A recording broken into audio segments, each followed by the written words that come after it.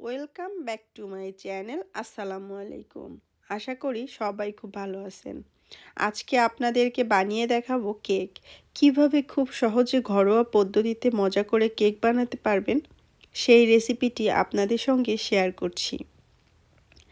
আচ্ছা, কেক বানানোর জন্য প্রথমে এখানে বলের ভিতরে আমি 2টা ডিম ভেঙে নিয়েছি। প্রথমে ডিমের ভিতরে দিয়ে দিচ্ছি হাফ কাপ পরিমাণে চিনি, দিয়ে দিচ্ছি হাফ কাপ পরিমাণে বাটার। বাটারের পরিবর্তে কেউ চাইলে তেলও ব্যবহার করতে পারেন। এখন বাটার, তেল, চিনি ভালো মতো মিক্স করে নেব। বাটার, তেল, চিনি খুব ভালো মতো মিক্স করে নিয়েছি। এই পর্যায়ে এর ভিতরে দিয়ে দিচ্ছি হাফ কাপ পরিমাণে দুধ। দুধটাকেও আমি বাটার, চিনি আর তেলের সঙ্গে ভালো মতো মিক্স করে নিব।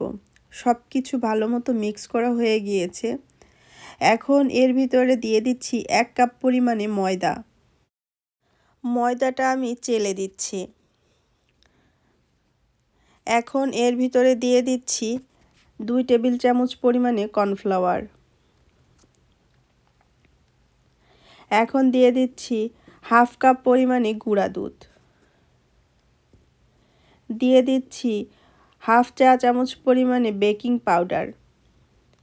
এখন সব কিছু ভালো মতো মিক্স করে নিব।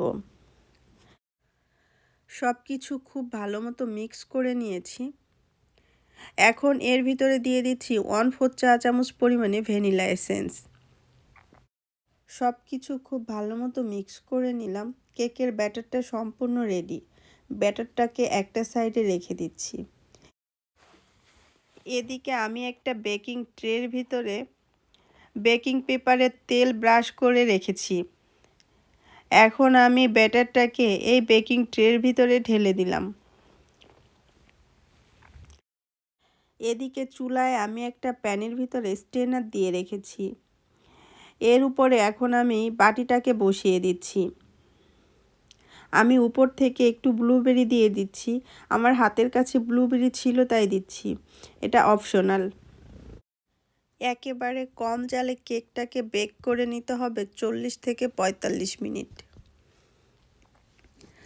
আমি প্রায় 50 মিনিট পরে ফিরে এসেছি। কেকের ভিতরে আমি একটা কাঠি ঢুকিয়ে দেখছি কেকটা সম্পূর্ণ হয়ে গিয়েছে। এই পর্যায়ে কেকটাকে আমি চুলা থেকে নামিয়ে নিচ্ছি। আমি উপর থেকে বেকিং পেপারটা সরিয়ে দিচ্ছি। দেখেই বুঝতে পারছেন কেকটা কতটা ভালো হয়েছে। কেকটা আমি ছুরি দিয়ে কেটে আপনাদেরকে ভেঙে দেখাবো কতটা ভালো হয়েছে এই কেকটা। আপনারা বাসায় একবার হলেও এইভাবে ট্রাই করে দেখতে পারেন। কেকটা খেতে অনেক মজা হয়েছে। আমার ভিডিওটা আপনাদের কাছে কেমন লেগেছে আমাকে কমেন্টস করে জানাতে ভুলবেন না। আজকে এই পর্যন্ত। সবাই ভালো থাকবেন, আমার জন্য দোয়া করবেন। আল্লাহ হাফেজ।